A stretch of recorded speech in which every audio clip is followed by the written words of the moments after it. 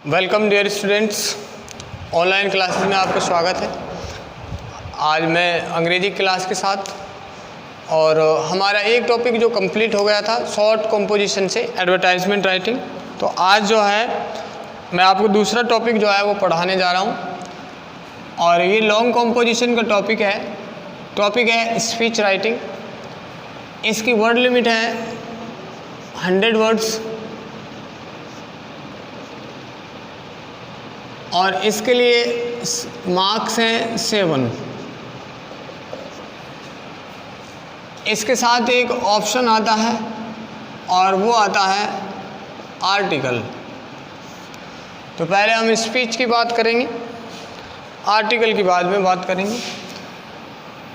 तो सबसे पहले जो है हम ये देखते हैं कि जो स्पीच होता है उसकी डेफिनेशन क्या होती है। तो हम स्पीच की डेफिनेशन की बात करते हैं कि स्पीच कहते किसे हैं। Speech is a formal way of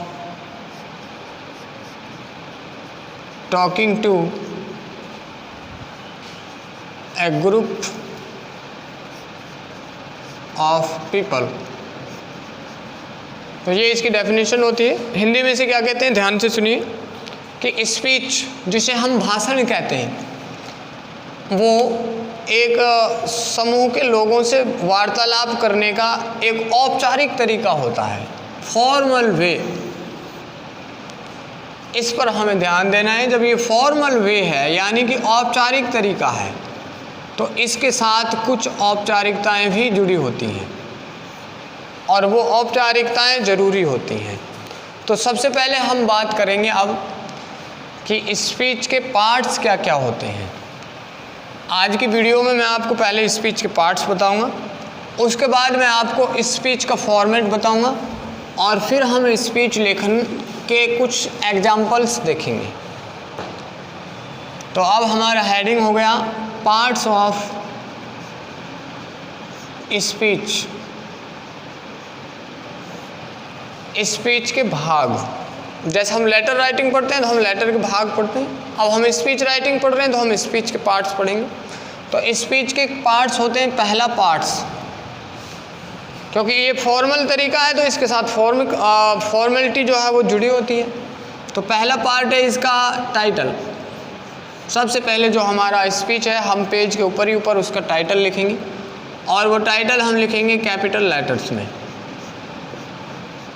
ये हमारा हो गया इसका पहला पार्ट।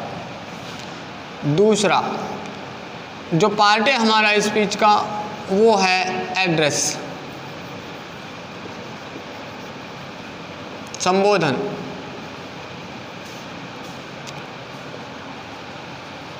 और हम संबोधन कैसे लिखते हैं वो मैं आपको बताता हूँ। देखिए, चूँकि ये एक फॉर्मल वे है तो फॉर्मल वे है तो इसके साथ कुछ फॉर्मेलिटीज़ जुड़ी होती हैं, तो वो फॉर्मेलिटीज़ में ये संबोधन भी शामिल होता है। तो देखिए, संबोधन जिन लोगों से हम वार्तालाप करने वाले हैं स्पीच के द्वारा, उन लोगों को सबसे पहले हम अपनी कल्चर के हिसाब से, अपनी संस्कृति के हिसाब से उनको आदरणीय शब्दों से सूचित करके, सम्मानीय शब्दों से सूचित करके, संबोधित करके हम उनका सम्मान करते हैं। तो ये स्पीच की एक फॉर्मेलिटी होती है। तो देखिए, हम संबोधन कैसे लिख सकते हैं। देखिए, एक संबोधन तो ये हो गया गुड मॉर्निंग या इवनिंग या आफ्टरनून, लेडीज एंड जेंटलमैन्स।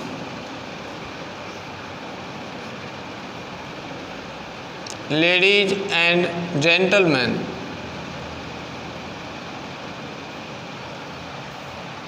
एक तो ये संबोधन हो गया, लेकिन ये संबोधन जो है वो इंडियन कल्चर को सूट नहीं करता है, क्योंकि हम भारतीय हैं, हमारी भाषा जो है उसमें बहुत ज़्यादा शिष्टता है। तो हम इसको लिख तो सकते हैं लेकिन ये हमारी संस्कृति के अकॉर्डिंग नहीं है। तो फिर हमारी संस्कृति के अकॉर्डिंग हम कैसे लिखेंगे वो मैं आपको यहाँ बता देता हूँ। देखिए पहले कुछ वर्ड होते हैं, आप इन वर्डों को याद करेंगे। देखिए जैसे हमें किसी के लिए बोलना है आदरणीय, ये सम्माननीय है, तो इसके लिए अंग्रेजी में बहुत सारे शब्द होते हैं। देखिए जैसे honourable, venerable, respected, worthy, reverend, intelligent, etcetera. इनको हम अपने संबोधन में यूज करते हैं।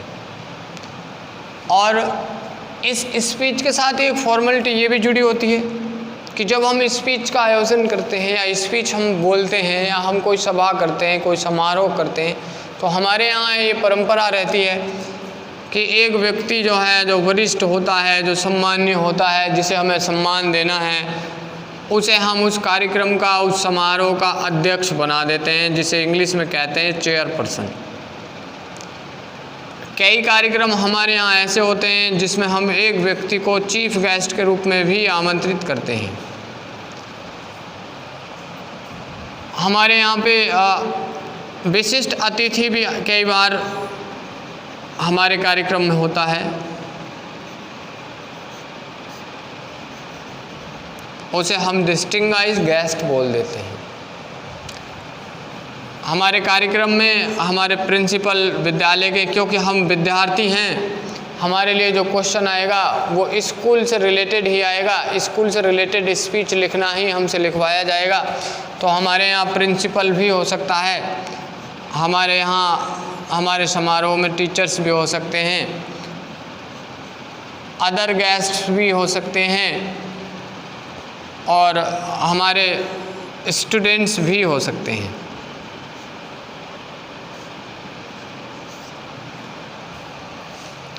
अब हमें संबोधन बोलना है तो हम इधर से एक शब्द उठाएंगे और इससे पहले लगा के उसे बोल देंगे, फिर इधर से एक शब्द उठाएंगे, उससे पहले लगा के उसे बोल देंगे।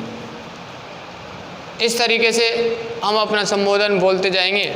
और स्टूडेंट्स या आप एक विद्यार्थी के तौर पे बोल रहे हैं तो आप ब्रदर्स एंड सिस्टर्स बोलेंगे, और जब आप ब्रदर्स और सिस्टर्स बोलते हैं तो इनके लिए हम प्राय डियर का प्रयोग कर देते हैं।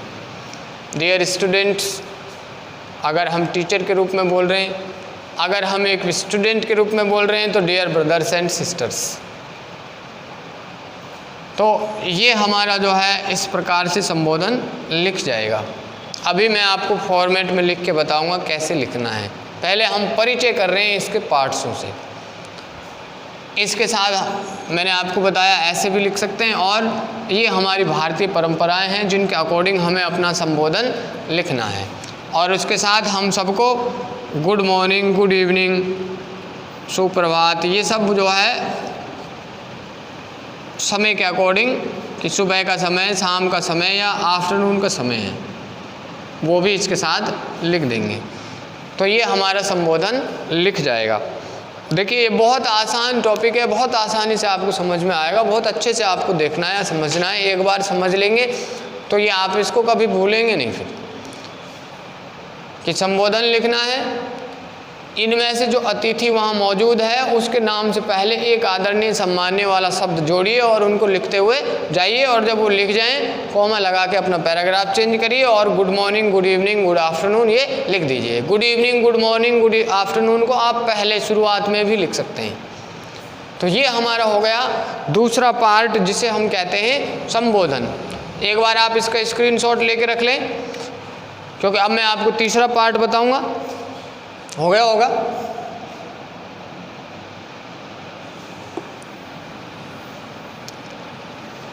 अभी हम बात करते हैं इसके तीसरे पार्ट की।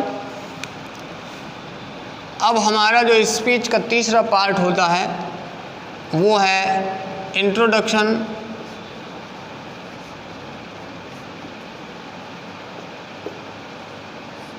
Of the speaker and announcement of the topic.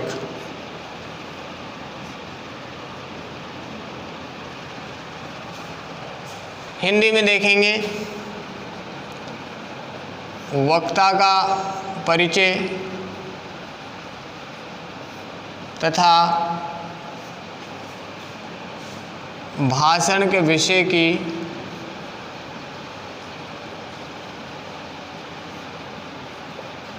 घोषणा या उद्घोषणा। ये आपका तीसरा टॉपिक है, इसका तीसरा पार्ट है स्पीच का। अब देखिए इसको कैसे लिखेंगे वो मैं आपको यहाँ बता देता हूँ। अभी देखिए सबसे पहले हम ऐसे लिखेंगे, देखिए टुडे आई, वक्ता का नाम,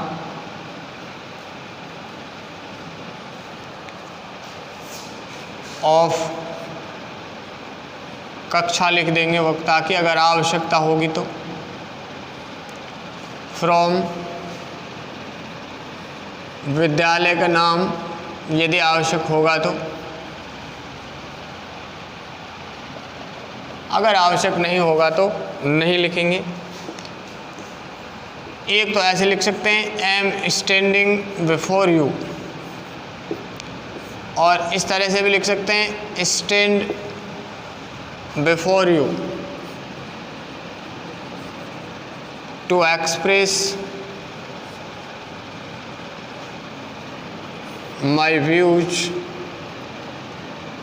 ऑन। उसके बाद हम अपने भाषण जो है उसका टाइटल लिखेंगे क्योंकि हमें इसके विषय की घोषणा करनी थी। भाषण का शीर्षक,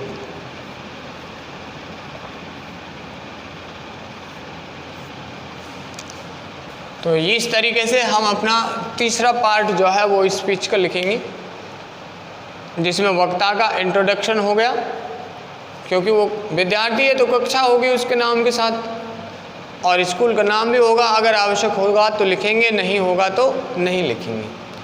और क्यों खड़ा है आपके सामने, अपने विचार अभिव्यक्त करने के लिए, कौन से विषय पर, वो भाषण का शीर्षक लिख देंगे। तो ये आपका हो गया भाषण के तीसरा पार्ट। अब हम बात करते हैं चौथे पार्ट की। जो चौथा पार्ट है उसमें हम क्या करेंगे, फॉर्मल थैंक टू द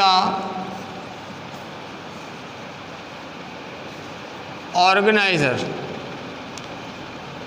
आयोजनकर्ता को औपचारिक धन्यवाद देंगे क्योंकि ये औपचारिक तरीका है तो इसमें बहुत सारी औपचारिकताएं जुड़ी हुई हैं। तो जो भी आपके आयोजनकर्ता हैं,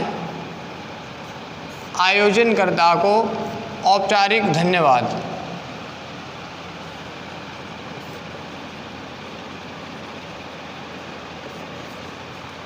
अब ये औपचारिक धन्यवाद कैसे देंगे, बहुत सारे तरीके, मैं आपको सिंपल से सिंपल बता रहा हूँ जो आपको बहुत आसानी से याद हो जाएगा।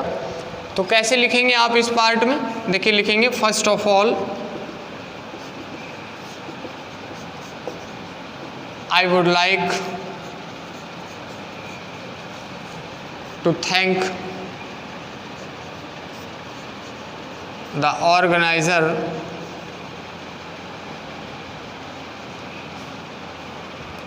अब देखो आयोजनकर्ता एक ऑर्गेनाइजर भी हो सकता है और आपको भाषण का मौका देने वाला आपका टीचर भी हो सकता है। माई इंटेलिजेंट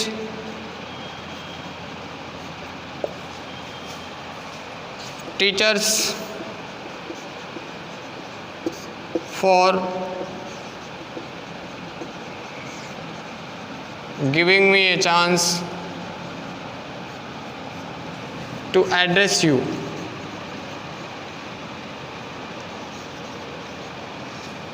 ये आपका औपचारिक धन्यवाद हो गया। अब यहाँ से इन दोनों में से आपको एक लिखना है, वो क्वेश्चन के अनुसार देखेंगे कौन सा लिखना है, कैसा कार्यक्रम है, किसने आपको बुलाया है। एक्चुअल में इसका मीनिंग ये होता है कि किसने आपको वहाँ बोलने का अवसर प्रदान किया है, उसको आपको धन्यवाद देना है। तो ये हमारा हो गया चौथा पार्ट। अब इसमें हम एक लाइन और ऐड कर देंगे, I hope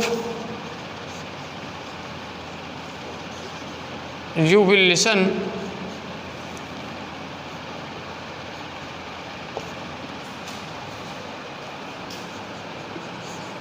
my thoughts intently and patiently.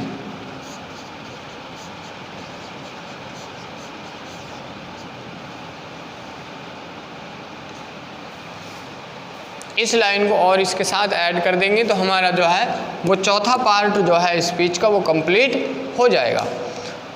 इसका भी आप एक स्क्रीनशॉट ले सकते हैं, क्योंकि इसके बाद मैं आपको पांचवा पार्ट बताने वाला हूं, और आपका जो पांचवा पार्ट है वो सबसे इम्पोर्टेंट पार्ट है स्पीच का, और वो है डेवलपमेंट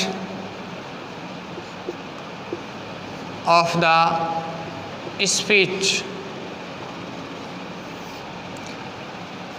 स्पीच का, भाषण का विकास। अब जो विषय है जिस पर आपको आपका भाषण लिखना है, क्योंकि हमारे क्वेश्चन में लिखने के लिए आएगा, हमें बोलना तो है नहीं, लेकिन अंदाज वही रहेगा, तो हमें यहाँ पे अपने स्पीच का डेवलपमेंट लिखना है, विकास लिखना है। अब आपके वर्ड लिमिट के हिसाब से आपको 2 पैराग्राफ, 3 पैराग्राफ, 1 पैराग्राफ, जितने भी पैराग्राफ आपके बनते हैं उस विषय से संबंधित, उसमें आप अपना स्पीच यहाँ पर लिखेंगे। और इसके बारे में हम कल बात करेंगे ज़्यादा, आज हम केवल इसके फॉर्मेट और पार्ट के बारे में बात करते हैं। जो वहाँ मैं आपको बताऊँगा कि स्पीच कितने प्रकार के होते हैं, और इस प्रकार का स्पीच का क्वेश्चन है तो आप डेवलपमेंट इस तरीके से शुरू करेंगे, इस प्रकार का आपका स्पीच का क्वेश्चन है तो डेवलपमेंट आप इस प्रकार से शुरू करेंगे। ये जो है मैं आपको नेक्स्ट वीडियो में बताऊँगा, जब मैं आपको स्पीच के प्रकार बताऊँगा। तो इस पर आप अभी ज़्यादा ध्यान मत दीजिए, बस आप ये समझ लीजिए कि भाषण का विकास ये भी भाषण का एक महत्वपूर्ण पार्ट जो है वो होता है, क्योंकि इसी में वो बातें लिखी जाती हैं जो आपको स्पीच में बोलनी है। उसके बाद आप इसका छठवां पार्ट लिखेंगे कि आप ऑडियंस को थैंक देंगे, formal thank for the audience, जो आपके श्रोता हैं उनको आप औपचारिक धन्यवाद देंगे। अब इसके लिए भी बहुत सारे आप सेंटेंस लिख सकते हैं। मैं आपको एक सिंपल सा तरीका बताता हूँ, देखिए, जो आपको बहुत आसानी से याद हो जाएगा। I again thank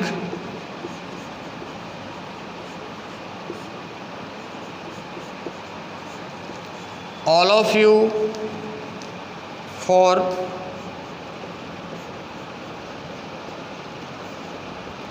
listening me intently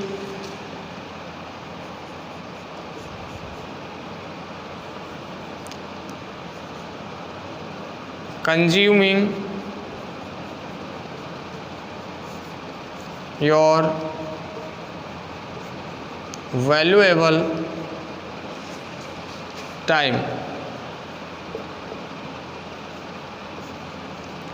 I hope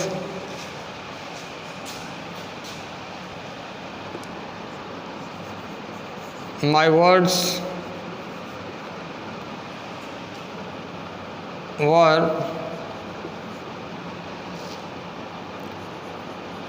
worthy and considerable। Considerable का मतलब है चिंतन करने योग्य।